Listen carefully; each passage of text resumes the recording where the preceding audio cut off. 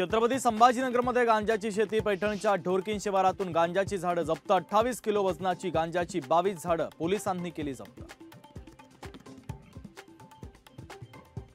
पुण्याच्या येवलेवाडीमधील कारखाना स्फोट प्रकरणी 5 जणांना पोलिसांनी केली अटक। काल पोलिसांनी दाखल केला होता सदोष मनुष्यवधाचा गुन्हा।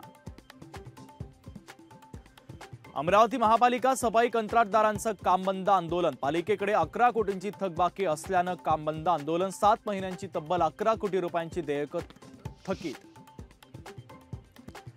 श्याम मानवांचा काँग्रेसच्या बबलू देशमुख यांच्यावर गंभीर आरोप। बबलू देशमुख भाजपला मदत करत असल्याचा आरोप।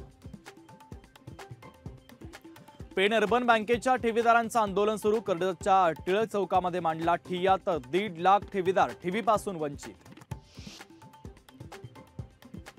पुण्याच्या येवलेवाडीतील कारखाना स्फोट प्रकरणी 5 जणांना पोलिसांनी केली अटक। काल पोलिसांनी दाखल केला होता सदोष मनुष्यवधाचा गुन्हा। केंद्रीय अर्थमंत्री निर्मला सीतारामन यांना मोठा दिलासा। इलेक्टोरल बॉन्ड खंडणी प्रकरणामध्ये सीतारामन यांना दिलासा।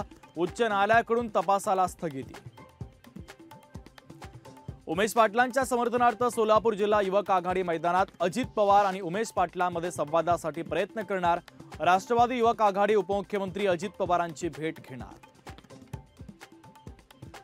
जेएनपीटी बंदर ते मुंबई दरम्यानच्या जलसेवेत आजपासून बदल। भाऊचा धक्काऐवजी गेटवे पर्यंत जलसेवा।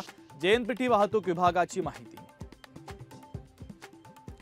पुण्यामध्ये मेट्रो तिकिटापेक्षा पार्किंग शुल्कच जास्त। जिल्हा न्यायालयाच्या स्थानकामध्ये ठेकेदाराकडून दुप्पट वसुली। महामेट्रोकडून पहिल्याच दिवशी ठेकेदाराचं कंत्राट रद्द।